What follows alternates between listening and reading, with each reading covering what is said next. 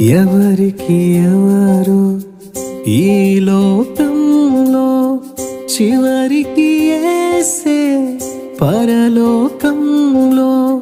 ఎవరికి ఎవరు ఈ లోకంలో చివరికి యేసే పరలోకంలో. ఎవరికి ఎవరు ఎవరెవరో ఎదురవుతుంటారు ప్రాణానికి నా ప్రాణం అంటారు. కష్టాలలో వారు కదిలిపోతారు, కష్టాలలో వారు కదిలిపోతారు. కరుణ గల